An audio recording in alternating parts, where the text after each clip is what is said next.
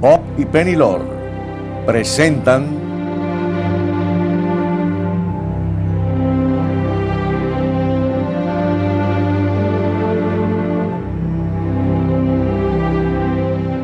Los Grandes Santos.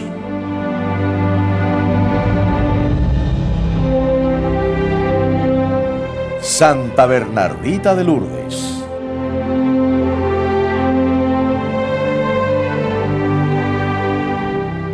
Visionaria de Lourdes.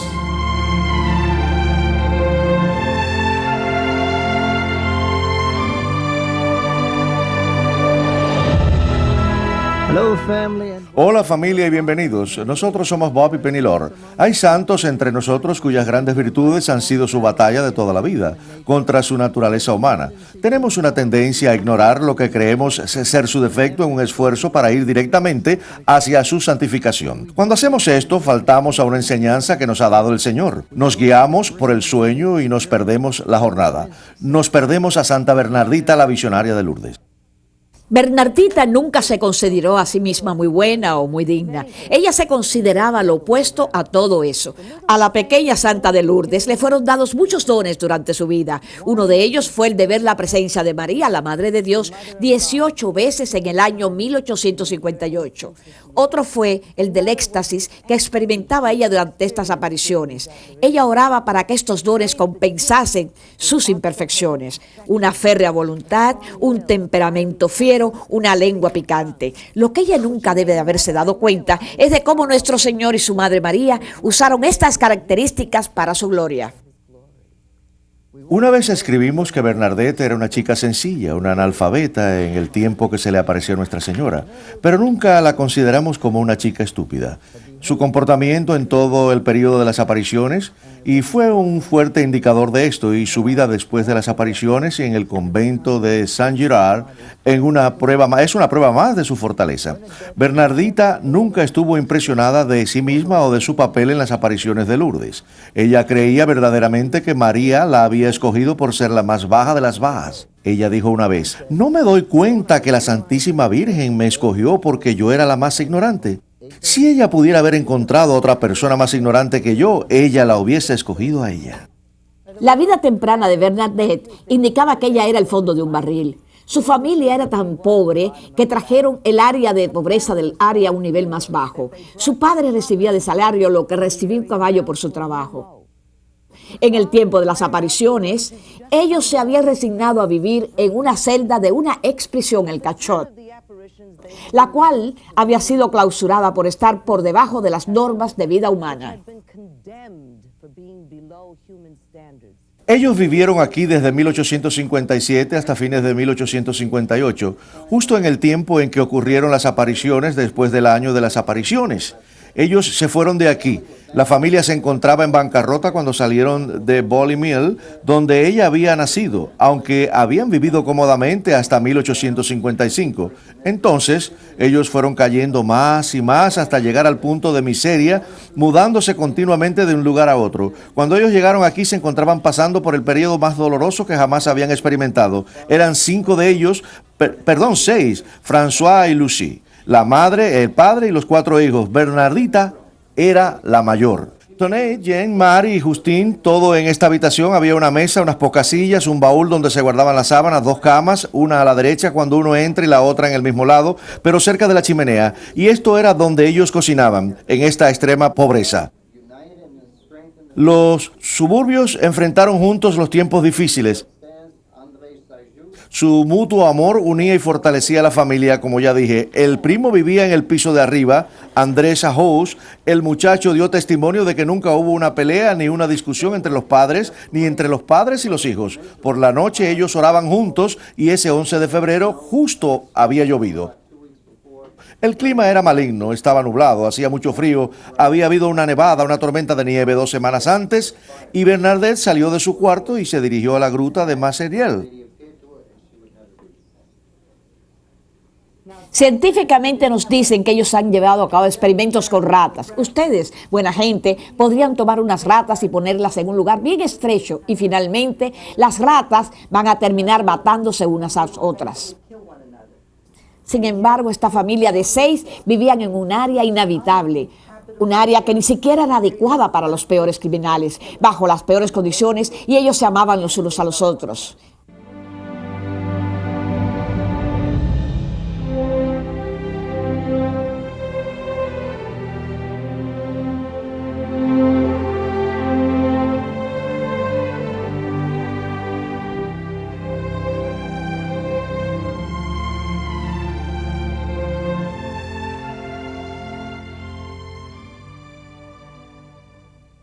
Ella era una muchacha enfermiza de nacimiento, sufrió de asma toda su vida, no se alimentaba bien debido a las condiciones económicas de su familia. Ella fue enviada a Batres para vivir con la mujer que la había amamantado cuando era una bebé. Se le prometió que iba a ser capaz de estudiar para su primera comunión con el sacerdote local. Ella tenía casi 14 años en ese tiempo y era la única niña en Lourdes que no había recibido todavía su primera comunión.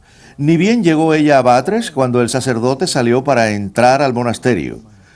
Su madre adoptiva trató de enseñarle el catecismo a Bernardita, pero no hablaba el francés muy bien, y Bernardita tampoco. Además de eso, las lecciones tenían que esperar hasta que acabase la cena y que todas las tareas hubieran sido terminadas. Bernardita tenía un problema en retener la información bajo condiciones normales, pero el hecho de que ella se encontrase exhausta cuando empezaban las lecciones era un desastre. Bernardita se encontraba extremadamente frustrada. Le dijo a su madre adoptiva que tenía que ir a Lourdes un domingo, y cuando ella llegó al Cachot, le insistió a sus padres que la dejaran regresar a casa. Ella quería recibir su primera comunión y tendría que empezar sus lecciones de una vez si quería recibirlas en 1858. Ella regresó a Lourdes el 28 de enero de 1858, 2 semanas antes del día en que Nuestra Señora se le apareció. Consideramos por qué María vino donde Bernardita con este mensaje en particular. El Papa Pío IX, 4 años antes, quien tenía una gran devoción a María, había proclamado su Inmaculada Concepción, y esto causó un furor tremendo en ese momento. Por este dogma, los católicos eran requeridos a creer que María fue concebida sin pecado. Había una herejía desenfrenada en Europa en ese tiempo. Se le llamaba panteísmo, que afirmaba que el hombre era igual a Dios. Con la proclamación de la Inmaculada Concepción, el Papa declaró que ningún mortal es igual a Dios. De hecho, con la excepción de Jesús, solamente María fue concebida sin el pecado original. Esto causó más problemas de los que se podía resolver. Todo retumbaba dentro de la iglesia, así como fuera de ella. Era ultrajante dar este simple honor a una mujer, argumentaban ellos.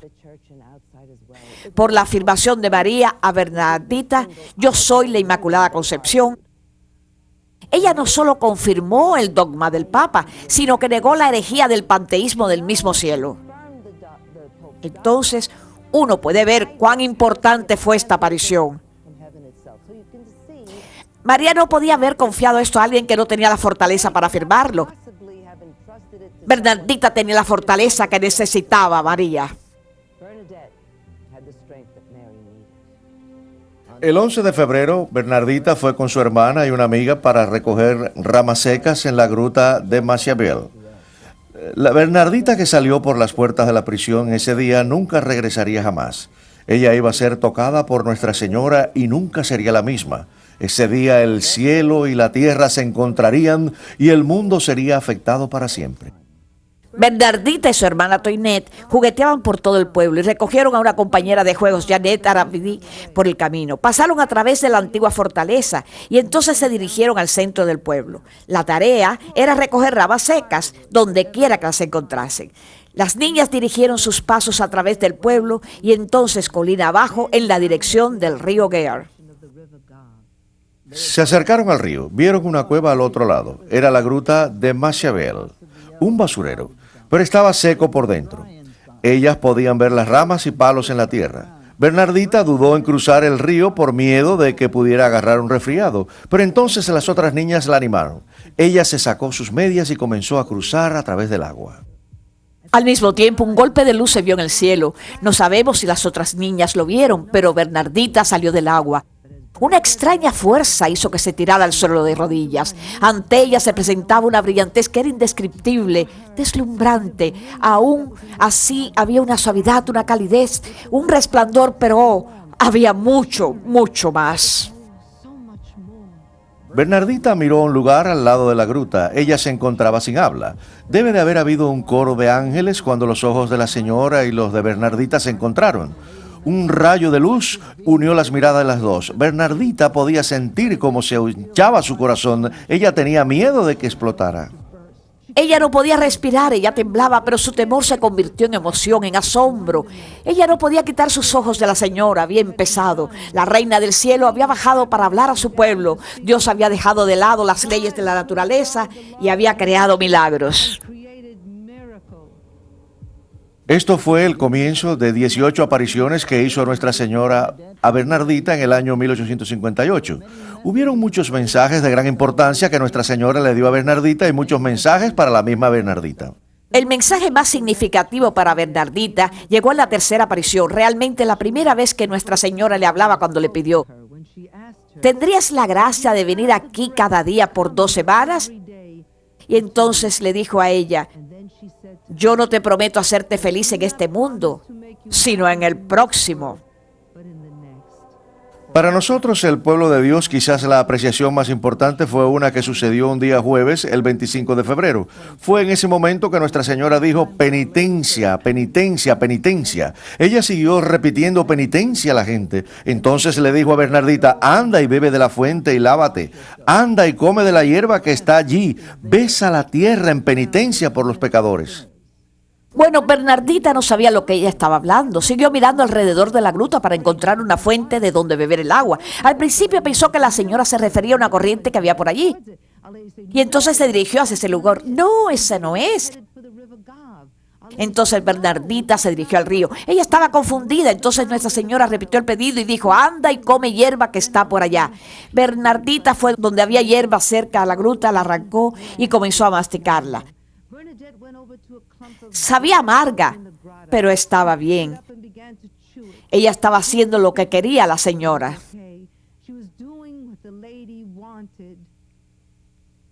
Y entonces comenzó a buscar agua. No podía encontrar ninguna fuente por ningún lado. Vio una parte húmeda en el suelo. Se tiró encima de este y pensó que era el residuo de alguna inundación que había habido.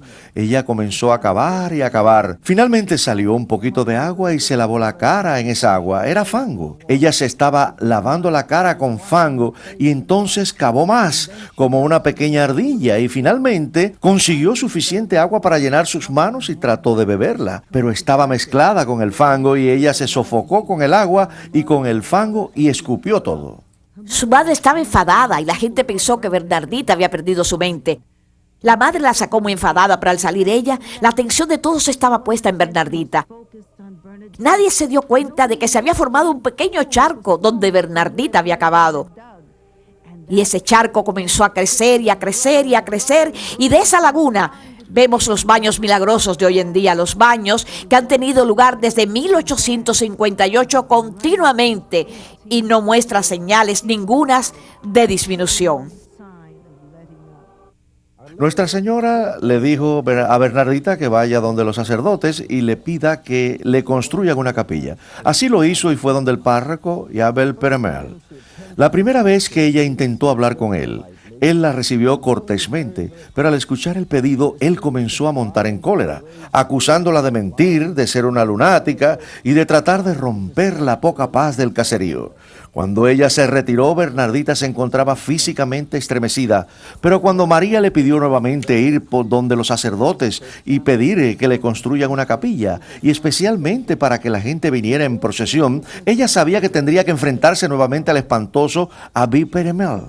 Ella estaba asustada, pero esto es lo que quería la señora y esto es lo que ella tenía que hacer. Sin embargo, esta vez ella acudió con alguien más. Ella le pidió a su tía la que la acompañara. Ella no quería estar a solas con el sacerdote. Ella simplemente le dijo la primera parte del mensaje. Cuando él saltó hasta el techo nuevamente, la explosión del sacerdote fue tan intensa que ella se quedó clavada al piso petrificada. Las tías se quedaron mudas. Después de la diatriba, ellas se fueron a la rectoría. A medida que corrían, Bernardita recordó que no le había dicho al sacerdote la segunda parte del mensaje. Ella tendría que regresar. Sus tías pensaron que ella había perdido la mente esta vez. Ellas no pensaban regresar nuevamente donde el sacerdote. Entonces Bernardita le pidió a otra mujer para que la acompañase esa noche a donde el sacerdote, para darle la segunda parte del mensaje sobre la construcción de una capilla. Pero en el intento por calmar la ira del sacerdote, dijo muy sumisamente: no tiene que ser una gran capilla. El punto decisivo para Abby Pennemer vino un mes después que había terminado la aparición. El martes 25 de marzo, la fiesta de la Anunciación, realmente 13 semanas después de terminada la aparición, Bernardita se despertó en medio de la noche. Ella sabía que Nuestra Señora la estaba llamando a la gruta y entonces ella fue para allá inmediatamente. Cuando llegó, Nuestra Señora la estaba esperando. Ella se dirigió a su lugar especial, se arrodilló y empezó a orar y a hablar con la Señora. El sacerdote de su parroquia le había dicho que le preguntase a la señora de quién era ella, cuál era su identidad. Ella le había preguntado a Nuestra Señora durante el curso de las apariciones, pero Nuestra Señora solo se limitaba a sonreír. En esta vez, ella le preguntó una vez más. 3 veces le preguntó a Nuestra Señora quién era ella y 3 veces sonrió Nuestra Señora. Y entonces en la cuarta vez, en las palabras de Bernardita, la señora separó sus manos que las tenía cruzadas y dejó caer ambos brazos a sus costados. Entonces puso sus manos juntas al nivel de su pecho, levantó sus ojos hasta el cielo y dijo: yo soy la Inmaculada Concepción. El ciclo se había completado. Un milagro que había ocurrido del comienzo del tiempo. La Inmaculada Concepción de María, pasada a través de los años como tradición, proclamada en la tierra por el Papa Pío IX en 1854, fue confirmada por el cielo en 1858. En esta pequeña gruta, anidada profundamente en los Pirineos, en un caserío sin importancia, a esta santa escogida que no tenía ni idea de lo que quería decir la señora, Bernardita corrió a la parroquia después que la señora se marchó, repitiendo y repitiendo las palabras, de modo que no se olvidase. Cuando llegó, una enorme multitud la había seguido de cerca, detrás de ella, y estaban esperando en las afueras de la puerta de la casa del sacerdote cuando ella entró. Ave Pereimale miró fijamente a la niña que se encontraba sin respiración. Ella seguía repitiendo las mismas palabras: yo soy la Inmaculada Concepción. ¿Qué quieres decir?, le preguntó. Eso es lo que ella es, ella me lo dijo. Yo soy la Inmaculada Concepción. El sacerdote sintió un nudo en la garganta. Sus ojos empezaron a llenarse de lágrimas. Él trató desesperadamente de calmarse a sí mismo. ¿Sabes lo que eso significa?, preguntó él. No, señor cura, contestó ella, sus ojos abiertos como platos. Él estaba convencido. Este hombre que le había causado un tremendo miedo al corazón de Bernardita se convirtió en su defensor más ardiente y le dio todo su apoyo, usando el mismo temperamento fuerte contra sus atacantes, pues él se había puesto de su lado. Esta pequeña niña tenía que ser, sabía firme, tenía que discernir y ser extremadamente fuerte para enfrentar a todos los que tratasen de disuadirla, incluyendo a sacerdotes, obispos, los jefes de la policía, fiscales y a todos, así por el estilo. Sus interrogatorios se prolongaban por horas, algunas veces días enteros. Sus interrogadores trataban constantemente de que se equivocase, haciendo que contradijera sus afirmaciones. Las entrevistas estaban invariablemente llenas de tensión. Ella siempre estaba en guardia, sabiendo que ellos no querían saber la verdad, sino desacreditarla. Nadie estaba de su lado. Todos estaban contra ella. Ahora pensemos por un momento sobre la situación de Bernardita a través del tiempo de la aparición y realmente por toda su vida. Tenemos que recordar que ella se encontraba sola, no tenía un sistema de ayuda. La única fortaleza de Bernardita era dada por María, pero eso era suficiente para ella. A medida que pasaba el tiempo y la gruta y las apariciones se volvían más aceptables a la iglesia, el gobierno se hizo claro para Bernardita que no podía permanecer por más tiempo en Lourdes. Bernardita podía ver el comienzo de los peregrinajes cuando ella aún estaba allí. Ella sabía que debía de crecer mientras el mensaje de Jesús por medio de María debía de crecer. Ella sabía también que la única forma que esto podía suceder era sacrificar a su querida gruta de Massabielle. Santa Bernardita salió de Lourdes en 1886 para el convento de Santa Giral, a 900 kilómetros al norte. Las predicciones de María Bernardita la siguieron por toda su vida. Yo no te puedo prometer felicidad en este mundo, sino en el próximo. Víctor Hugo, un novelista francés y escritor del siglo XIX, lo resumió todo muy bien. Él dijo: Nuestra Señora le pidió a Bernardita que comiera hierbas amargas y viviera agua fangosa, y esto iba a ser un modelo para su vida. Ella soportó esto bien, no solamente durante las apariciones, sino también en los 13 años que pasó en el convento de San Giral. Ella era querida por todos, menos por una. La madre Teresa Vougeot era la maestra de novicias de Bernardita. Cuando ella ingresó al convento de Saint-Gérard-el-Nevers, más tarde se convirtió en la superiora de la comunidad y fue la causa del sufrimiento espiritual de Bernardita en el convento. La monja la trató mal desde el mismo día que llegó allí. Después de la muerte de la Bernardita, la madre Teresa bloqueó el proceso de beatificación hasta después de su propia muerte. Cuando Bernardita vino aquí, ella dijo que esta efigie de nuestra Santísima Madre se parecía mucho a la señora que se le había aparecido en la gruta en Lourdes. Y también leemos en sus escritos que ella pasó tiempo, especialmente aquellos primeros días. Oh Señor, ¿a qué debe de haber aparecido? Ella se encontraba tan sola aquí, ella estaba separada completamente de todo lo que había conocido. Toda la gente aquí eran extraños para ella. Lo único que tenía era esta esfinge de Nuestra Señora, la cual le traía recuerdos de su amada Lourdes. Ella tenía un gran consuelo aquí, no solamente aquellos primeros días, sino casi cada noche. Cuando se encontraba bien, ella venía y visitaba a Nuestra Señora y oraba. Y para ella esto era Nuestra Señora de Lourdes. Aunque su corazón se encontraba con la familia y la gruta, ella amaba a la gruta y también a su amada familia. Aquí, cuando ella vino, fue rechazada, se sospechó de ella, fue juzgada, y ella extrañaba el amor de su familia. Ella extrañaba los recuerdos de su gruta. Así que cuando ella venía aquí, a esta pequeña gruta, ella se encontraba una vez más con su señora, y ella podía descargar todas sus penas a la señora, a esta señora, Nuestra Señora de las Aguas y Nuestra Señora de la Sonrisa. Y Nuestra Señora de Lourdes. Ella trabajó en la enfermería, el cual era uno de sus trabajos preferidos. Ella llevaba la alegría donde quiera que fuese. Nunca se tomó a sí misma seriamente. Ella tomó su vida religiosa muy seriamente, el don especial que le fue dado por María. Ella sabía que fue escogida especialmente, llamada a tener un comportamiento especial de su parte.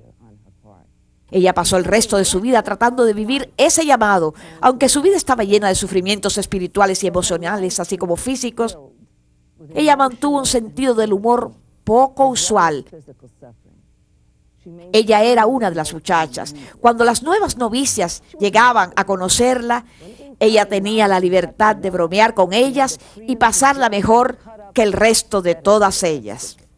La enfermedad de Bernardita se volvió más crítica durante sus años en breves. Muchas de sus hermanas monjas le sugirieron que fuera a los baños de Lourdes. La respuesta de Bernardita fue: yo he hecho el sacrificio de no ver a Lourdes nunca más. Yo tengo solo una ambición, la cual es ver a la Santísima Virgen María amada y glorificada. Bernardita siempre había sufrido de dolores físicos, por eso ella estaba acostumbrada a esto, pero era nada comparado a lo que ella sufrió durante los últimos días de su vida. Su cuerpo cubierto de dolor, su espalda llena de llagas, su pierna hinchada, era tan grande, era tan grotesco. Le salieron abscesos en las orejas, en los cuales la envolvieron parcialmente sorda por un tiempo. Fue en estos momentos en que ella sufrió más en su alma. Fue la noche del arca del alma de Bernardita. Ella pasaba sus noches librando grandes batallas contra el diablo. Lo de ella no era una falta de fe en su Dios, sino una culpa por no haber devuelto a Dios en proporción a los dones que ella había recibido durante su vida. Ella creía que había sido escogida especialmente, pero ella vivía torturada debido a que juzgaba que ella no merecía este honor. Ella oraba desesperadamente por su perdón, y durante su camino final hacia el Padre, ella llevaba una carga muy pesada. Y como lo había hecho toda su vida, Bernardita caminó sola.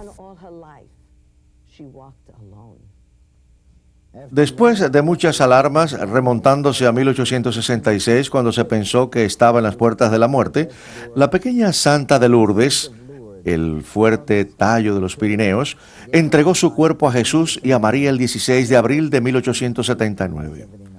Ella había librado una gran batalla, estaba siendo llamada a casa. María le había dicho: no te puedo prometer la felicidad en este mundo, sino en el próximo. Era el tiempo para el próximo mundo. El proceso de beatificación fue abierto en 1908, 3 semanas después que murió la madre Vesoul, 25 años después y menos de 60 años de su muerte, el 8 de diciembre de 1933. Bernardita fue elevada a la comunión de los santos, para ser llamada para siempre Santa Bernardita.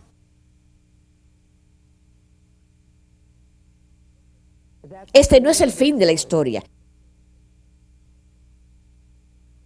En 1909, 30 años después de la muerte de Bernardita, después de investigaciones, y no fueron solo miembros de la iglesia, los cuales son los más estrictos, sino también autoridades civiles y religiosas, observaron que su cuerpo estaba completamente intacto. El 18 de abril de 1925, el cuerpo de Bernardita fue transferido a la capilla de Santa Elena, donde vamos a ir dentro del convento, y desde el 3 de agosto de 1925 descansa en la capilla. Se encuentra en una urna de cristal y ustedes podrán ver el cuerpo.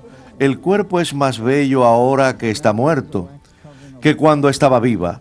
Recuerden que hay una cera que cubre la cara y las manos, pero su cuerpo es simplemente bello.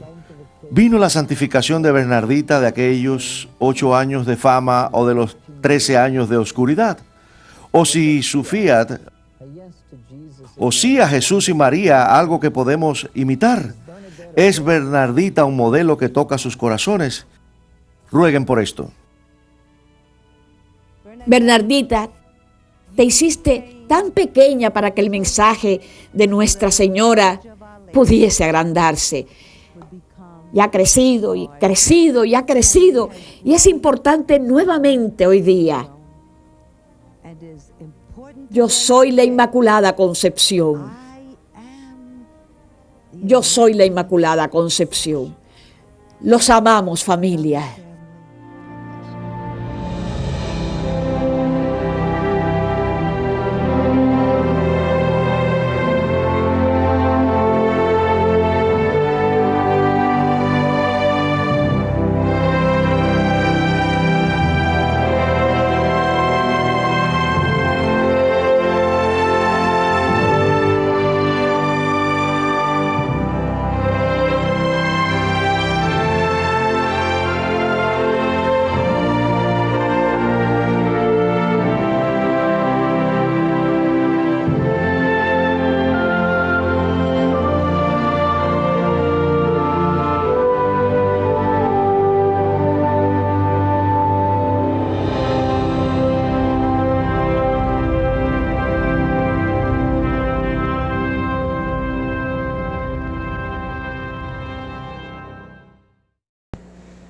Gracias familia por ver este programa. Este es uno de más de 200 libros y videos de venta en Journeys of Faith. Estos son perfectos regalos para cumpleaños, confirmaciones, primeras comuniones. Siempre que piensen en un regalo, den nuestros libros y videos. Escríbanos a la dirección a su pantalla o llámanos al 1-800-633-2484.